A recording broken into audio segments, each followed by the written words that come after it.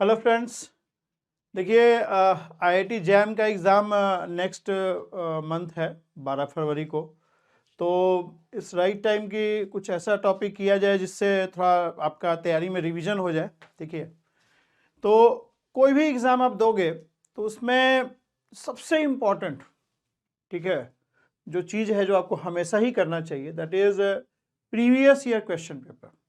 आपको previous year question paper, जब से वो पैटर्न, जो पैटर्न अभी चल रहा है, उस पैटर्न का क्वेश्चन जब से आ रहा है, वो पैटर्न के क्वेश्चन आप जरूर करिए। ठीक है। तो अब तो ऑब्जेक्टिव, पहले बहुत पहले तो सब्जेक्टिव एग्जाम होता था जैम का, ठीक है। तो लेकिन उसमें भी ऑब्जेक्टिव क्वेश्चन हुआ करते थे।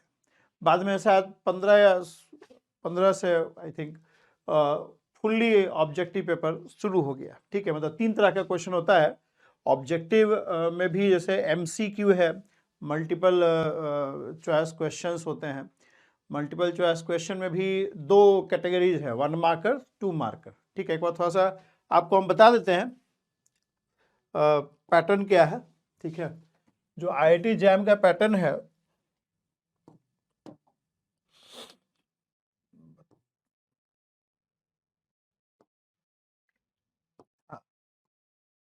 देखिए आईआईटी जैम का जो पैटर्न है आपका, जो एग्जिस्टिंग पैटर्न है, यह 3 सेक्शंस, एमसीक्यू, एमएसक्यू और नेट। अब एमसीक्यू में भी 2 लेवल है।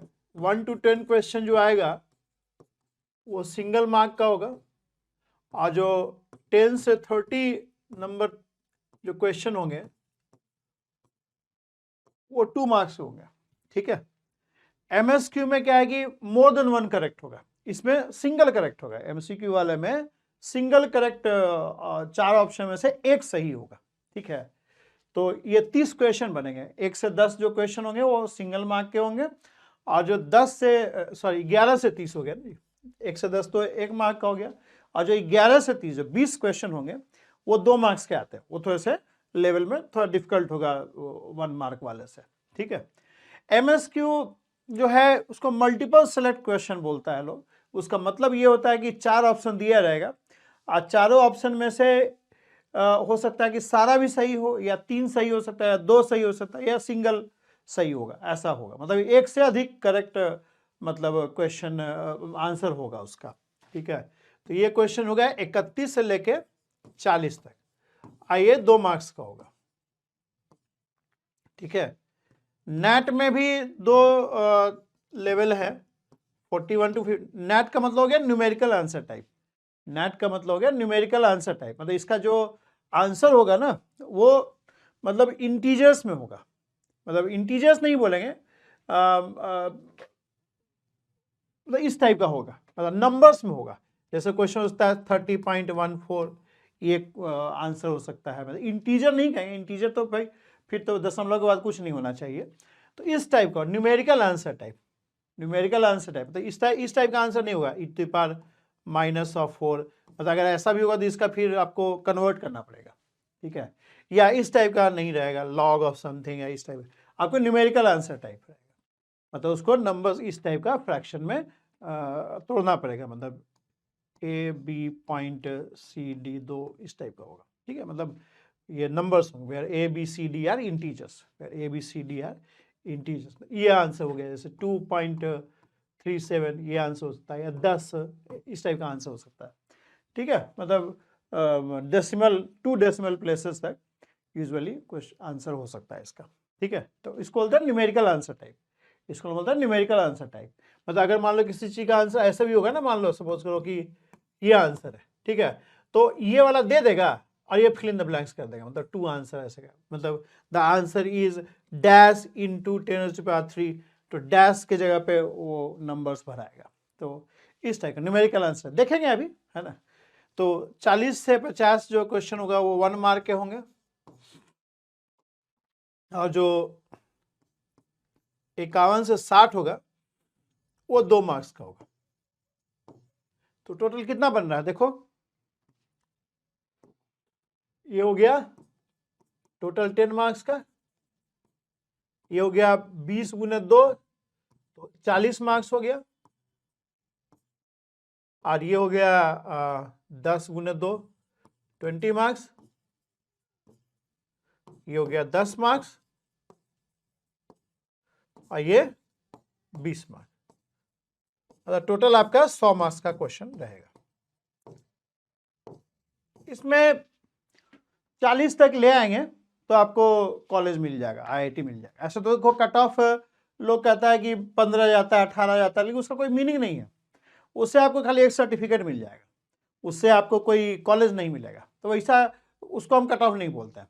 वो सिर्फ आपको कहने के लिए हो जाए कि जैम क्वालिफाई किए थे, मतलब 10 लोगों के बीच बोल सकते कि हम भी क्वालिफाई किए थे यार, मतलब एडमिशन नहीं लिए। मतलब एडमिशन होता नहीं है, लेकिन लोग बोल देते हैं कि एडमिशन नहीं लिए, ठीक है, हमारा भी हुआ था, ऐसा वाला बोल सकते हैं आप, ठीक है। लेकिन आपको मतलब 35-40 नंबर आएगा तो आपको कॉलेज मिल जाएगा, ठीक है। अब बढ़िया कॉलेज के लिए 50-60 नंबर आपका होना चाहिए, जैसे IIT दिल्ली चाहिए, इस टाइप का ओल्ड वाला IIT चाहिए, 50-60 नंबर आपको लाना पड़ेगा, ठीक है। ज़्यादा हाई स्कोरिंग एग्जाम नहीं होता है, 70-72 तक तो लोग टॉप कर जाते हैं, ठीक है, ठीक है। इस टाइप से बड़े सारे हमारे स्टूडेंट टॉप किए हैं, मतलब पहले के सालों में, ठीक है। इधर कोविड के बाद हम लोग क्लासरूम बंद कर दिए, तो ऑनलाइन ही कर रहे हैं, ठीक है। तो फिर से टॉपर लोग जनरेट करने लगेंगे, ठीक है, जैसे जैसे थोड़ा ऑनलाइन बच्चे आने शुरू होंगे। तो ये हो जाएगा 100 मार्क्स का आपका एग्ज़ाम होगा, ठीक है। तो ये आपका पूरा पैटर्न है, ये पूरा पैटर्न है। नेगेटिव मार्किंग का थोड़ा ध्यान रखिए। देखो फिजिक्स में ना तुक्का वाला सब्जेक्ट नहीं है, ये फिजिक्स जो है तुक्के वाला सब्जेक्ट नहीं है, तो कभी भी तुक्का मत मारिए।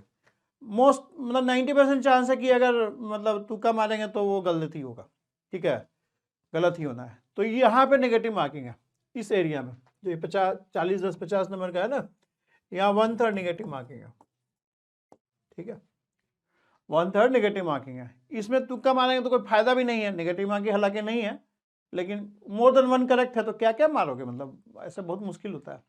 इधर तो सॉल्व ही करना पड़ेगा आपको, इसमें तो तुक्का चलेगा ही नहीं, ठीक है। तो ऐसे भी मतलब कामयाब नहीं है ये प्रैक्टिस ना, गेस करना, गेस करके आंसर टिक कर देना, कोई फायदा नहीं होता, ठीक है। बल्कि नेगेटिव मार्किंग हो जाएगा इधर तो नुकसान ही हो जाएगा। और एक चीज़ ध्यान दीजिए, अगर जैसे बॉर्डर लाइन केस बनता है, अगर बहुत सारे बच्चों का देखो बॉर्डर लाइन केस बनता है कि 35 नंबर का सही बन रहा है, तो लास्ट में बहुत ज़्यादा सैचुरेट कर जाता है, बहुत सारे लोग आ जाते हैं, तो एक एक मार्क्स से लोग मतलब लिस्ट से बाहर भी हो जाते हैं कई बार, ठीक है। समझ रहे हैं, तो लास्ट में बहुत सैचुरेशन हो जाएगा। ऊपर ऊपर जो उसका टॉपर का 80 मार्क्स हो, सेकंड रैंक वाले का 70 होगा, 10 नंबर का फर्क हो सकता है। लेकिन इधर जब आएंगे ना तो सब मर्ज कर जाएगा, मतलब किसी का 35 नंबर है उसका हो जाएगा और 34.5 वाले का कॉलेज नहीं मिलेगा, ऐसा भी हो सकता है। तो वहाँ पे मायने रखता है नेगेटिव मार्किंग कितना हुआ है, ठीक है। और कभी टाई हो गया ना तो मतलब कि दोनों लोग का 35 नंबर है और उसमें हो सकता है किसी के ज़्यादा नेगेटिव हो तो उसको कॉलेज ना मिले, और हाँ, ये भी टाई में ये बहुत मायने रखता है नेगेटिव मार्किंग, ठीक है, टाई ब्रेक करने के लिए।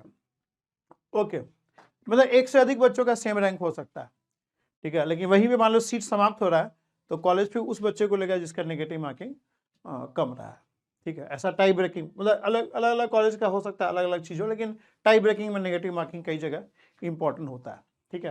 हालांकि IIT वाला कुछ क्लियर इसके बारे में बोलता नहीं है, लेकिन इट इज़ इम्पॉर्टेंट। और क्या नेगेटिव शकल देकर थोड़ी टाई ब्रेकिंग करेगा, यही सब चीज़ देखेगा ना, ठीक है। ओके, तो ये आपका पैटर्न रहेगा, ये आपका पैटर्न है। तो देखो जो प्रीवियस पेपर जो क्वेश्चन करने वाले हैं हम लोग, तो हम वैसे चलेंगे, मतलब ऐसा नहीं कि मतलब 2022 का करवा दिया पूरा पेपर फिर 2021 का करवा दिए, वो उतना यूजफुल नहीं रहेगा, वो उतना यूजफुल नहीं रहेगा। यूजफुल इसलिए नहीं रहेगा क्योंकि अब सारा टॉपिक तो करके कोई बैठा हुआ नहीं है ना अभी, तभी ना पूरा पेपर का करवाने में फायदा है। तो टॉपिक वाइज चलते हैं, पहले मैकेनिक्स का उठाते हैं, फिर इलेक्ट्रिसिटी का करेंगे, फिर क्वांटम मैकेनिक्स करेंगे, फिर MP करेंगे, इस टाइप से करेंगे, ठीक है। तो अभी मैकेनिक्स का शुरू किए हैं, अब मैकेनिक्स में भी कोशिश करेंगे कि चैप्टर वाइज चलें, ठीक है। न्यूटन लॉज ऑफ मोशन का अलग से कर लेंगे, centre of mass and collision का कर लेंगे। तो देखो ट्राई तो ये है कि देखो इस महीने मतलब कर ले पूरा जैम का जो क्वेश्चन है प्रीवियस ईयर, मतलब शुरू से जितने भी ऑब्जेक्टिव, सब्जेक्टिव वाला रहने देंगे क्योंकि वो तो अब पूछेगा नहीं, बट ऑब्जेक्टिव जितना 2005 से लेकर अभी तक आया है, मतलब कितने साल हो जाएंगे जी, 16 और 2 22 18 साल हो जाएगा। तो 18 साल में जितना ऑब्जेक्टिव आया है जो रिलेवेंट है अभी के पैटर्न के हिसाब से वो कोशिश करेंगे कि सारा करने का, ठीक है। तो ठीक है, ये चीज़ है। So let's start with the first topic, ठीक है। पहला टॉपिक करते हैं, that is velocity and acceleration. Previous question IIT JAM Physics, velocity and acceleration. So before I go into it, let me introduce myself. I am Vishal Devarse and I have been teaching for IIT JAM for since beginning, like 2005 से पहला batch जो मेरा था that was 2005 itself, ठीक है। मतलब I was the first teacher of IIT JAM in whole India, ठीक है, and I am the oldest one also. Okay, तो ज़्यादा बखान नहीं करेंगे, let me teach, ठीक है। So we will do previous question of IIT JAM for this topic, velocity and acceleration, velocity and acceleration। पहले MCQ देखते हैं velocity and acceleration पे। ये क्वेश्चन देखिए, ये ईयर नहीं लिखे हैं क्या इसमें? अच्छा आगे लिखे हैं, ये मेरे ख्याल से 2005 या 6 का है जी, लिखे नहीं है पर ऐसे कुछ होगा, 2005 या 6 का होगा, ठीक है, देख लेना। Probably it will be of 2005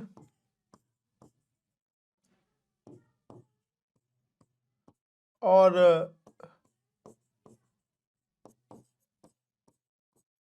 ठीक है। देखो क्वेश्चन क्या बोल रहा है, a projectile is fired from the origin O at an angle 45 degree from the horizontal. ये जो है 45 डिग्री है,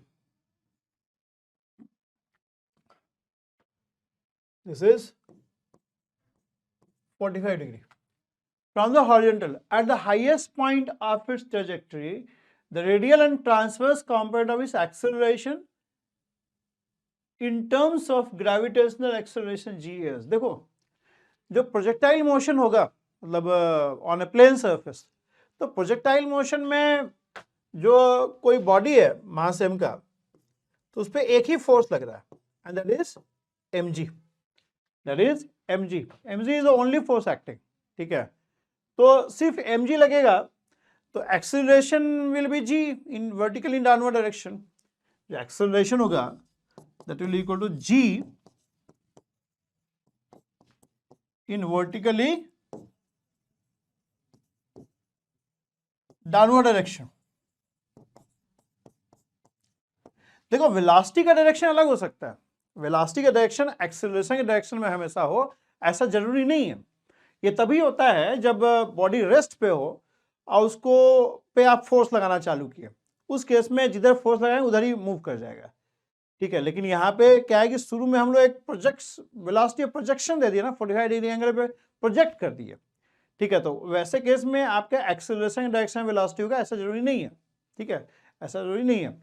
तो एक्सेलरेशन लेकिन हमेशा ही फोर्स का डायरेक्शन होगा, नेट वेलोसिटी एक्सेलरेशन का डायरेक्शन मैच ना करे, लेकिन एक्सेलरेशन का डायरेक्शन हमेशा ही नेट फोर्स का डायरेक्शन होगा। तो नेट फोर्स अगर वर्टिकली डाउनवर्ड है तो एक्सेलरेशन ही वर्टिकली डाउनवर्ड होगा।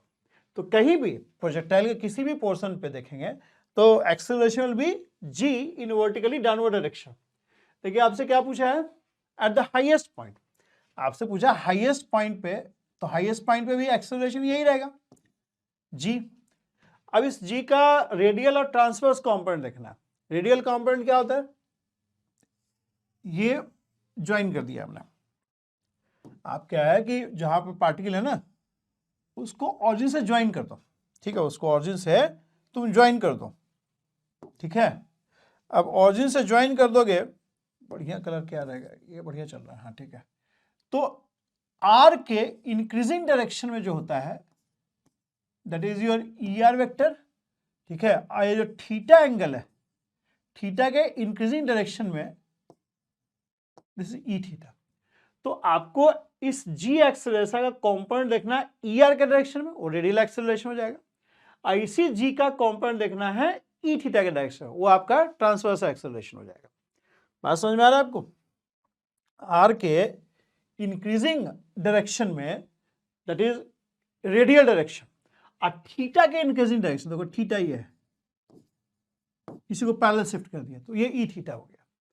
अब इसको अगर हम रेडियल और ट्रांसवर्स कंपोनेंट ब्रेक करें, ये E थीटा के ऑपोजिट हो गया। तो ये अगर मान लो 45, ये कितना एंगल होगा, थीटा कितना होगा बताओ, थीटा निकाल सकते हो आप, you can find out theta. What will theta? देखो थीटा निकालने के लिए आप एक काम करो, आप इसको, ये जी का डायरेक्शन हो गया, ये निकाल लो और वाई और एक्स निकाल लो. एक्स क्या हो जाएगा? एक्स विल बी, थीटा निकाल रहे हैं भाई, ठीक है, थीटा निकाल लीजिए पहले. मतलब हम यहाँ थोड़ा धीरे धीरे बता रहे हैं आपको, एग्जाम में तो अपना स्पीड से चलेंगे आप, क्योंकि कई बच्चे हैं ना, कई वीक है, कई बहुत अच्छे हैं, कई लोग कम पढ़े हैं, तो हम ऐसा बता रहे हैं कि सबको समझ में आ जाए, ठीक है. तो आप समझ रहे हैं, मतलब ये जी का हम लोग को नेट एक्सेलरेशन डायरेक्शन पता है, लेकिन हमको रेडियल और ट्रांसवर्स पूछा है. रेडियल और ट्रांसवर्स का मतलब होता है आप जहां पे पार्टिकल है उस पॉइंट को ऑरिजिन से ज्वाइन कर दो. ये हो जाता R. R is the distance of the particle from the origin, ठीक है. तो आर के इंक्रीजिंग डायरेक्शन जो होता है वो E R. E R cap क्या है? E R cap is unit vector in direction of increasing R, वही रेडियल डायरेक्शन होता है. ER is unit vector in the direction of increasing R and E theta is unit vector in direction of increasing theta. E theta is unit vector in direction of increasing theta. ये सब मैंने पढ़ा रखा है. Velocity and acceleration का जो unit देखोगे YouTube पे भी डाल रखा है, तो उससे सारा मैंने पढ़ा रखा है.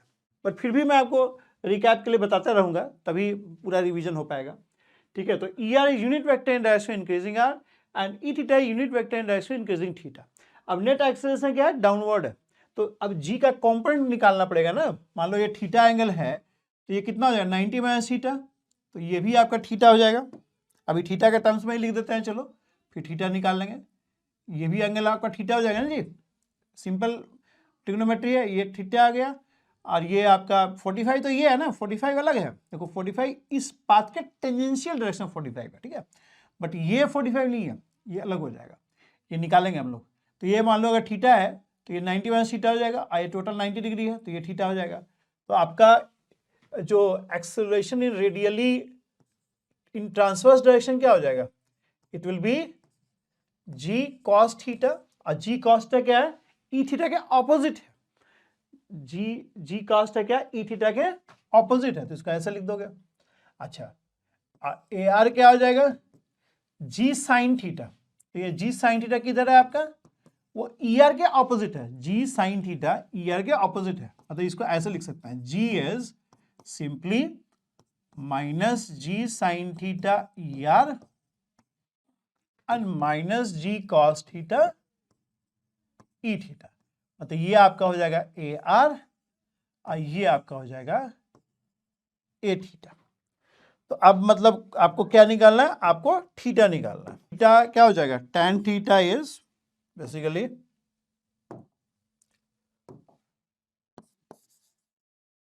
tan थीटा क्या हो जाएगा? y upon x. तो y क्या बन जाएगा? देखो हाइट का जो प्रोजेक्टाइल का थोड़ा सा याद रखो, v square sine square theta upon 2g होता है हाइट, मैक्सिमम हाइट जो रीच करता है प्रोजेक्टाइल. और रेंज का फार्मूला होता है v cos theta, v cos theta हो गया हॉरिजॉन्टल वेलोसिटी. और टाइम ऑफ फ्लाइट क्या होता है? Time of flight is 2v sin theta by G. तो ये रेंज का आधा ही बोल रहा है ना, तो r/2 क्या हो जाएगा? r/2 में 2 गैप हो जाएगा. तो आपका y क्या हो जाएगा? y is v square sine square 45 upon G 2g. और ये कितना हो जाएगा? v square sine 45 cos 45 upon G. So this will come as 1/2 tan 45. 1/2 tan 45 is 1. Tan 45 is 1. तो ये आपका tan थीटा हो जाएगा, ठीक. तो आपका निकाल लीजिए, इसका वैल्यू पुट कर दीजिए. आपका tan थीटा इज 1/2, तो cos थीटा क्या हो जाएगा? ये आपका परपेंडिकुलर बेस हो गया ना, तो it will be g into मतलब cos 45 मतलब 2 अपॉन √5. और ये क्या हो जाएगा? 1/√5. देखो कौन सा बैठ रहा है? दोनों माइनस माइनस है, तो ये सही बन रहा है. D option, D correct option हो जाएगा, ठीक. D is the correct option. ठीक है, मतलब एक आध क्वेश्चन आ जाता है, मतलब हर साल तो नहीं बोलेंगे, लेकिन पीछे हम देख रहे हैं कि 2-3 साल से पूछ रहा है इस तरह क्वेश्चन। ये तो 2005 का या 6 का होगा। ठीक है, अगला देखिए, ये आपका 2009 में आया है।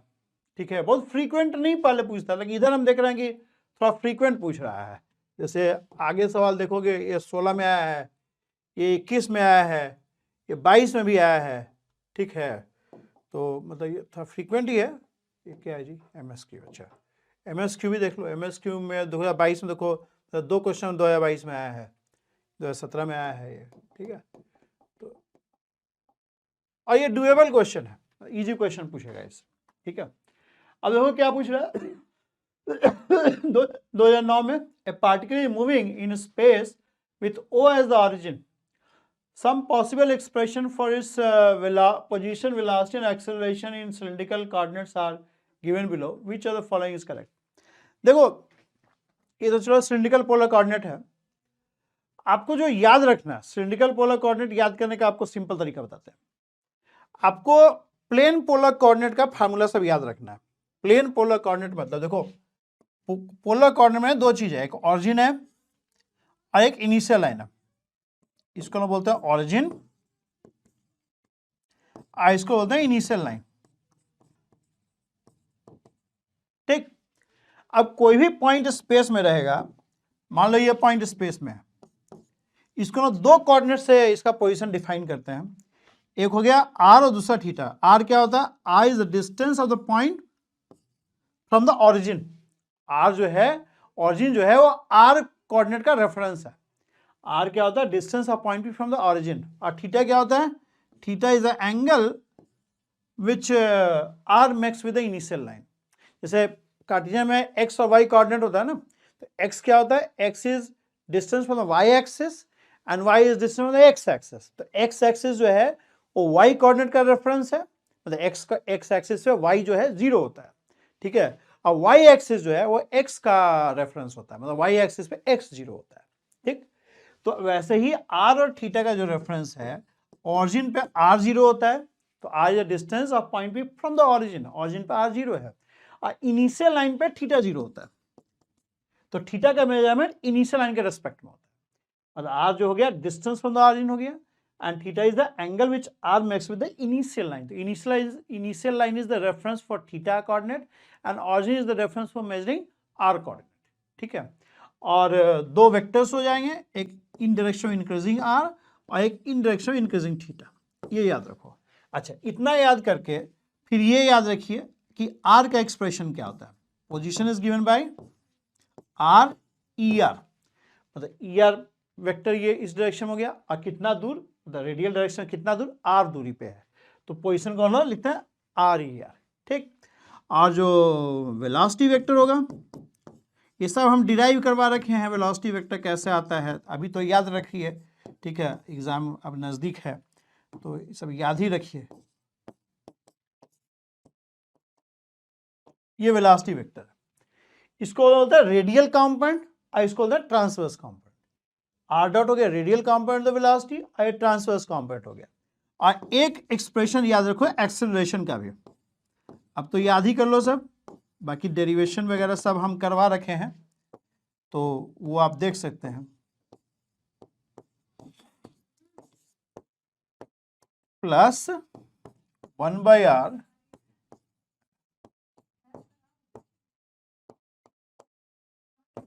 ठीक, ये आप याद रखिए, यू रिमेंबर दिस। आज देखो बहुत कम चीज हमें याद करने के लिए बोलते हैं, लेकिन जो बोलते हैं वो उसको मतलब करिए। ठीक है, बहुत ज्यादा तो हम कुछ बोलते भी नहीं है याद करने के लिए, लेकिन हम जब बोल रहे हैं तो मतलब उसको करना है। ठीक है, उसमें इफ्स एंड बट नहीं लगाना, ये याद रखिए। ठीक, ये याद रखना है।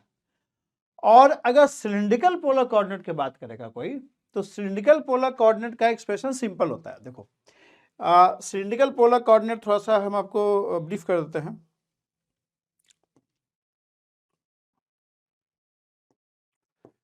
देखो सिलिंड्रिकल पोलर कोऑर्डिनेट में इस टाइप का होगा। 3 डायमेंशन हो जाता है।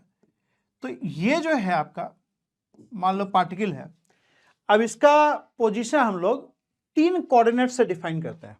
एक उसमें होता है रो, दूसरा होता है फाई और तीसरा होता है जेड। जेड क्या है? जेड सिंपली इसका डिस्टेंस है एक्स वाई प्लेन से। Z is simply the distance of point P from the X Y plane. ये जेड कोऑर्डिनेट, मतलब जो सिलिंड्रिकल कोऑर्डिनेट में जो जेड कोऑर्डिनेट है, it is same as the Cartesian coordinate. Cylindrical coordinate में जो Z coordinate होता है, it is same as the Cartesian Z.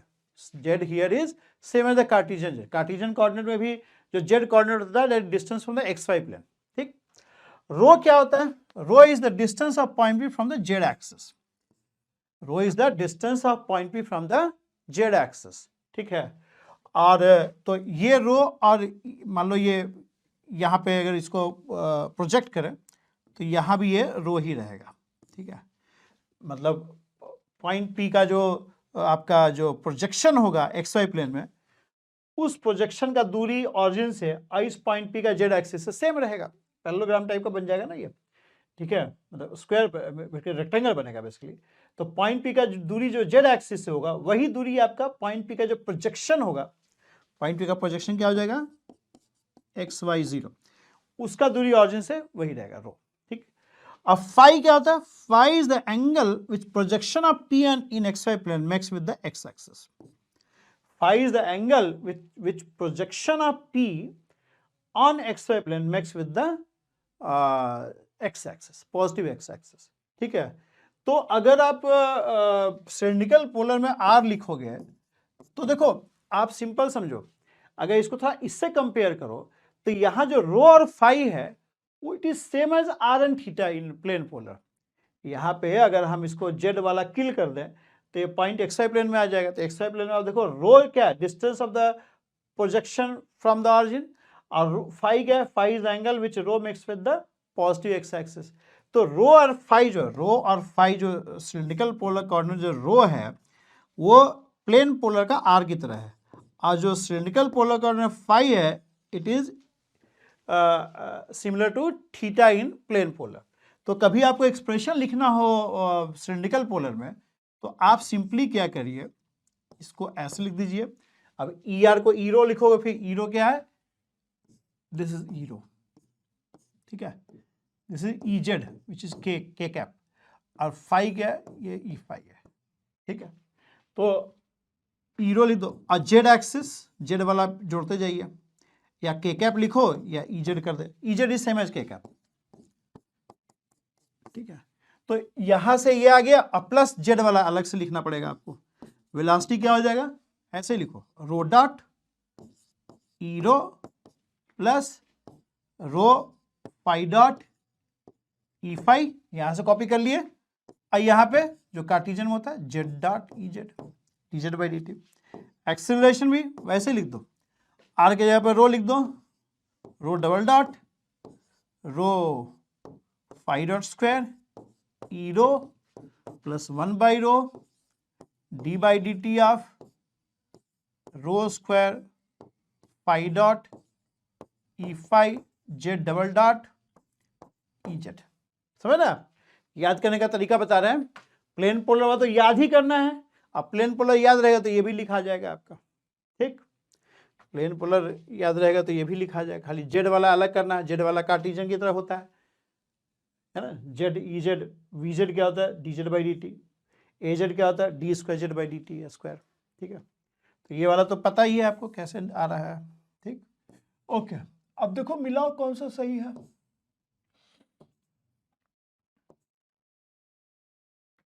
Which one of the following is correct? ये तो गलत है। आपको बताया कि ये होगा ही नहीं। ठीक है। यहाँ पे आर सिंपली होता है रो ई rho plus Z E Z, है ना? ये तो गलत ही हो गया, ये गलत है आपका। मतलब वेलोसिटी वाला सही लग रहा है, बट ये गलत है, आर गलत है। ठीक है।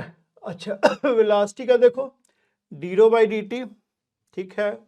ये भी ये गलत है, मतलब रो गायब हो गया ना यहाँ से। मतलब देखो ये देखो,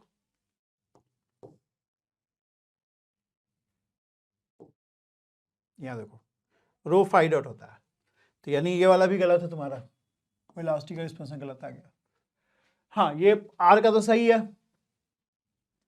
और ये भी सही है, ये भी सही है, तो सी करेक्ट है इसका, ये गलत है।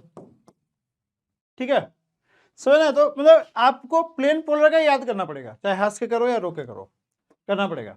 ठीक है, अगर मार्क्स लाना है तो ये याद रहेगा तो ये भी याद हो जाएगा हम लोग का। ठीक, मतलब cylindrical polar is basically plane polar plus Cartesian Z, plane polar plus Cartesian Z. ठीक, ओके। ये क्वेश्चन देखो, a particle is moving in a plane with constant radial velocity, ठीक, एंड कांस्टेंट एंगुलर वेलोसिटी, मतलब जो velocity है, constant radial velocity है 12 ER का, और एंगुलर वेलोसिटी क्या है 2 रेडियन पर सेकेंड। मतलब जो थीटा डॉट है, रेडियल वेलोसिटी, इसको ऐसे मत लिखो,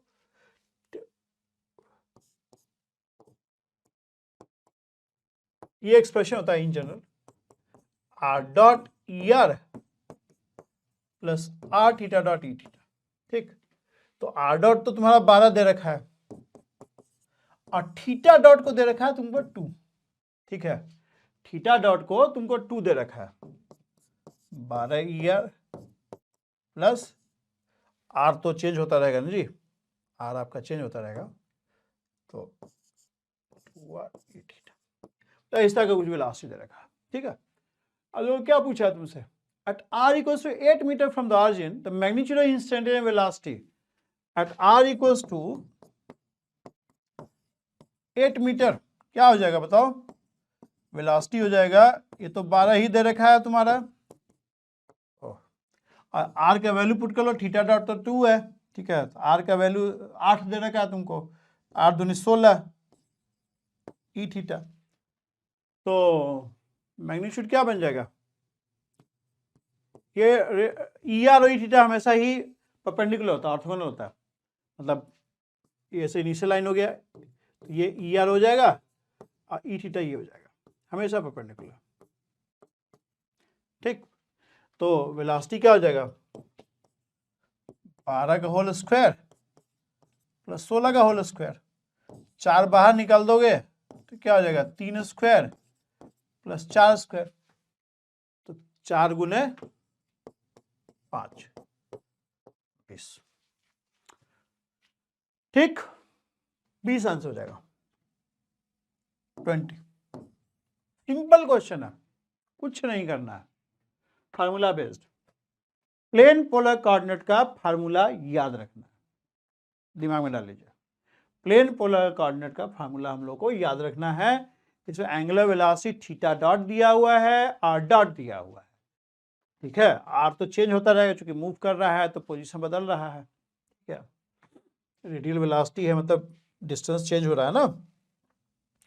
आगे चलें, कोई दिक्कत, कोई भी दिक्कत हो, जहां भी वीडियो देख रहे हैं वहां पे कमेंट पुट करने का ऑप्शन है।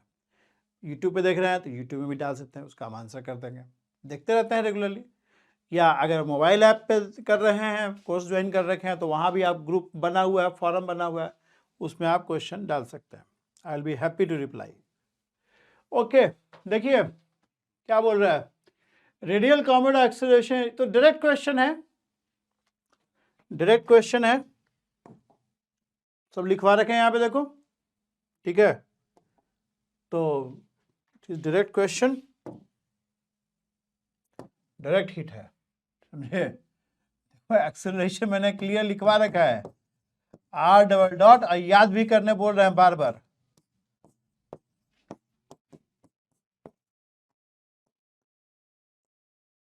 फिर से लिख दे रहे हैं।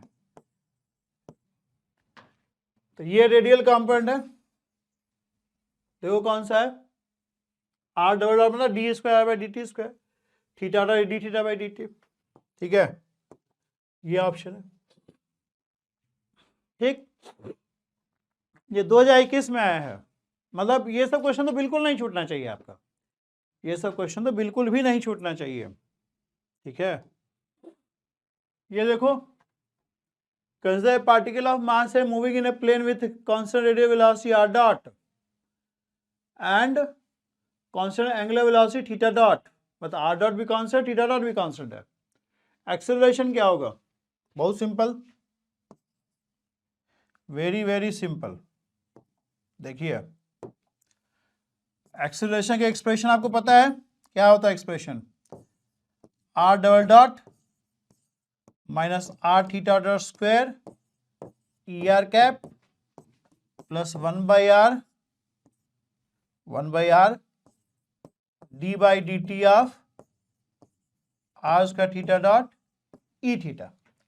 अब r डॉट कांस्टेंट है और थीटा डॉट भी कांस्टेंट है। r डॉट कांस्टेंट होगा तो r डॉट का डेरिवेटिव 0 हो जाएगा। r डॉट अगर कांस्टेंट है तो r डॉट का डेरिवेटिव क्या हो जाएगा? r डबल डॉट, ये 0 हो जाएगा, ठीक, ये 0 हो जाएगा।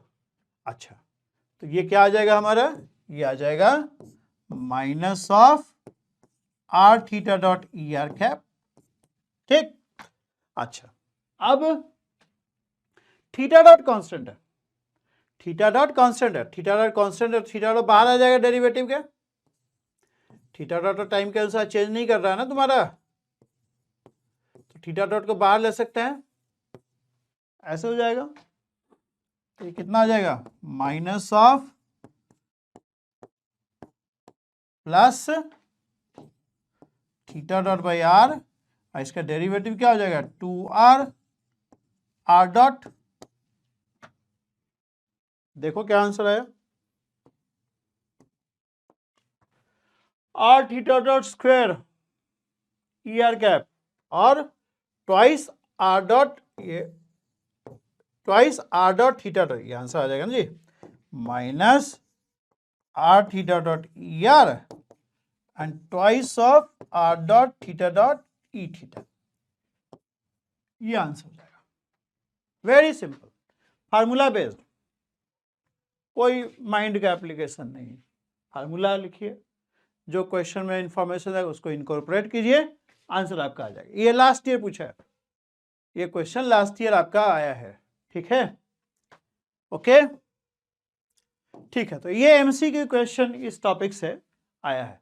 देखिए ये एक लौता टॉपिक काइनेमेटिक्स का है जैम का सिलेबस में, जैम का सिलेबस में ये एक लौता टॉपिक काइनेमेटिक्स का है, बाकी सारा डायनेमिक्स का टॉपिक है। तो इसमें रिलेटिव वेलोसिटी, प्रोजेक्टाइल, ये सब सिलेबस में नहीं है, हालांकि प्रोजेक्टाइल का यूज पड़ता है, आपको जानना चाहिए, ठीक है, बट काइनेमेटिक्स का कोई टॉपिक जैम के सिलेबस में नहीं है, ये एक लौता टॉपिक काइनेमेटिक्स का है।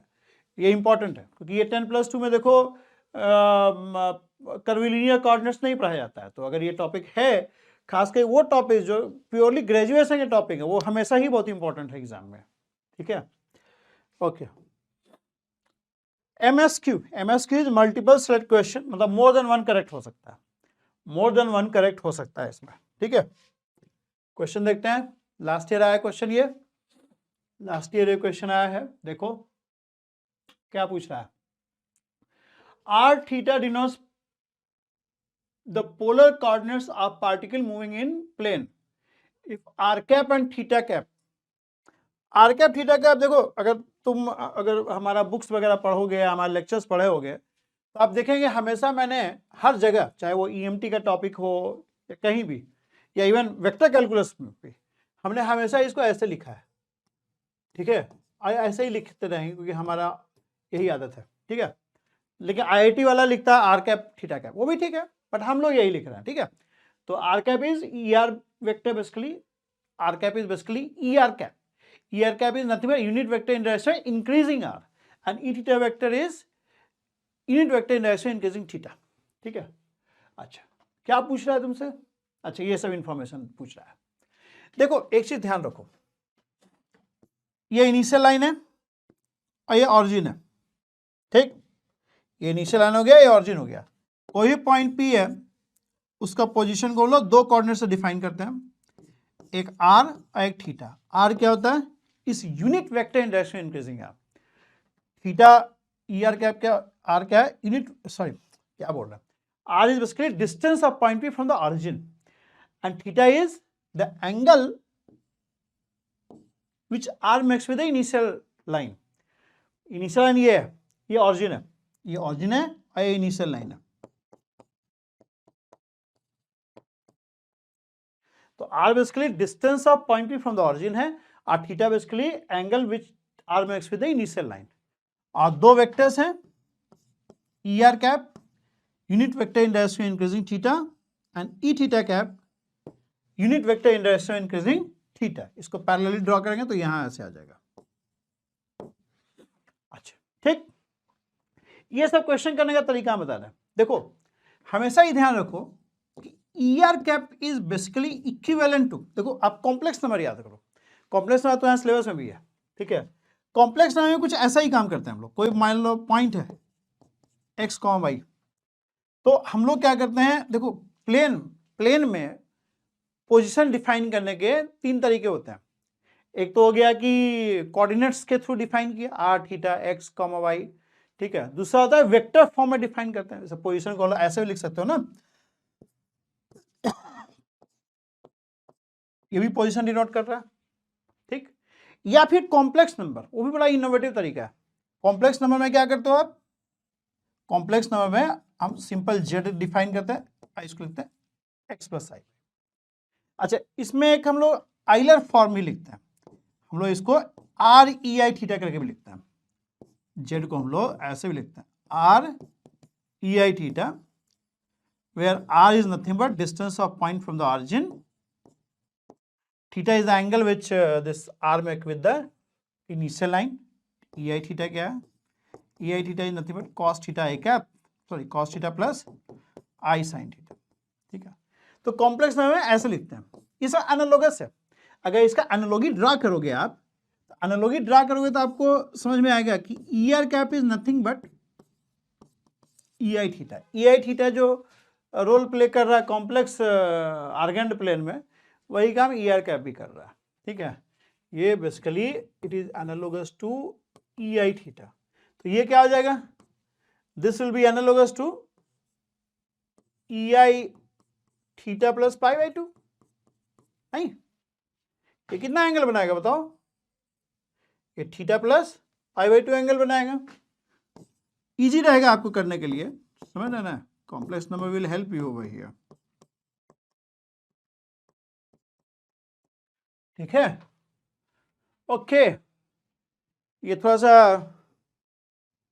एरर है, इसको थीटा कैप कर लेना, ठीक है। इस theta cap E R cap है। तो अब क्यों क्या पूछ रहा है, देखो आपसे क्या पूछ रहा है, डेरिवेटिव पूछ रहा है, डी ऑफ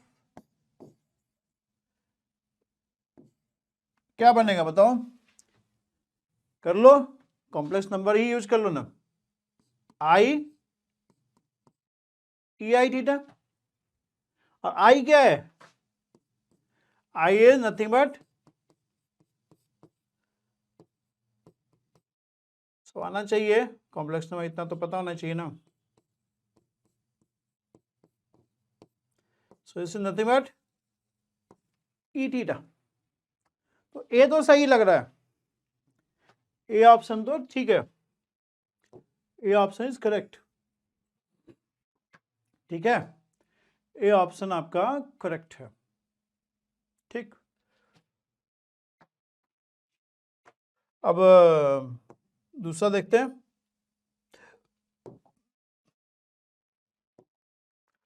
देखो डी ई थीटा बाई, ये देखा जाए,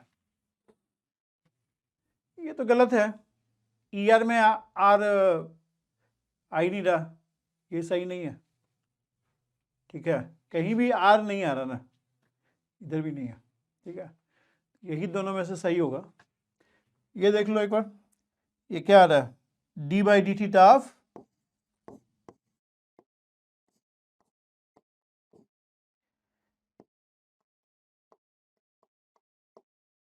कितना हो जाएगा ये देखो, आई ई आई ठीक, ये कितना बन जाएगा, I into E I pi by two E I theta, और आई ये भी आई ही हो जाएगा, तो आई गुना आई माइनस वन,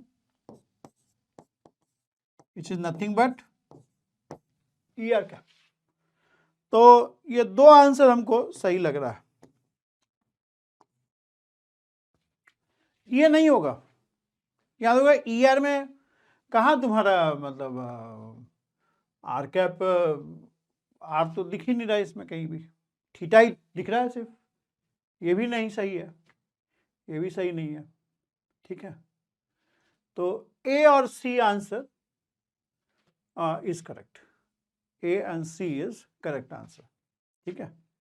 ए और सी जो है करेक्ट आंसर है। ऐसे भी एक चीज ध्यान दो, पहले भी आपको बताए हैं जब पढ़ रहे थे वेलोसिटी एक्सेलरेशन, कोई भी यूनिट वेक्टर होगा, कोई भी यूनिट वेक्टर होगा, ठीक है, जिसका मैग्नीट्यूड कांस्टेंट है, एक समझ ही लो इसको थोड़ा, ऐसे थ्योरी में मैंने बता रखा है, ठीक है। If A is a unit vector of constant magnitude, then if a is a function of theta, a is a function of t, suppose अगर a जो है t का फंक्शन है और उसका कांस्टेंट मैग्नीट्यूड है, in that case dA by dt dot a will be 0. How, देखो a is a vector of constant magnitude का मतलब हो गया a square is constant, a square constant मतलब a dot a is constant, और a मान लो t का function है, जैसे मान लो यहाँ थीटा का फंक्शन था ई आर और ई थीटा, तो उस केस में अगर d बाई डी टी करेंगे क्या हो जाएगा 0, एंड दैट मीन्स d, इसका मतलब ये है कि if a is a vector of constant magnitude, in that case, and if a is a function of t, suppose, in that case the derivative of that vector would be always perpendicular to the vector itself. Derivative of that vector is always perpendicular to the vector itself, ठीक है।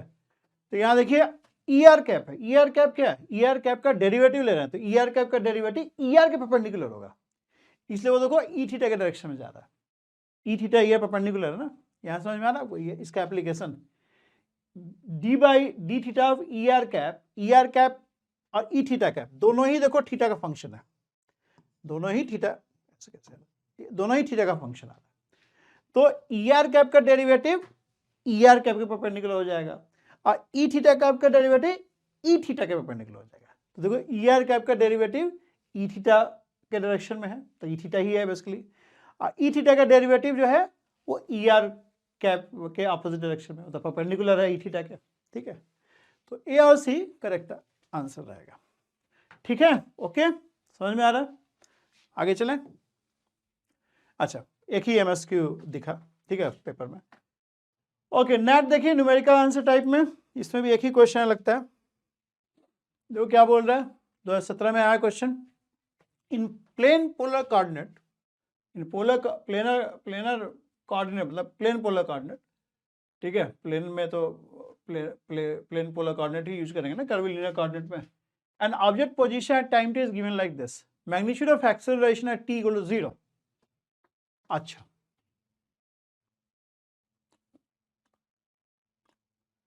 Are और theta दे रखा है तुमको, है ना, are और theta जो है दे रखा है आपको, मतलब आर वेक्टर जो है वो ई टू द पावर टी है, और थीटा वेक्टर जो है वो रूट ए टी है, ठीक, ठीक है, बढ़िया।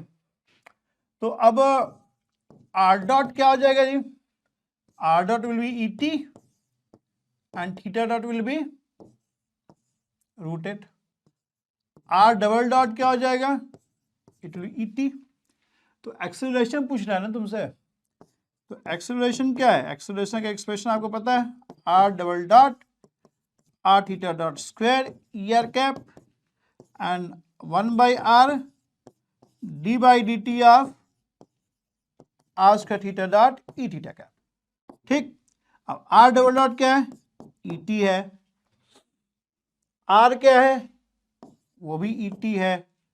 थीटा डॉट क्या है, √8, √8 का स्क्वायर 8 हो गया, ER क्या।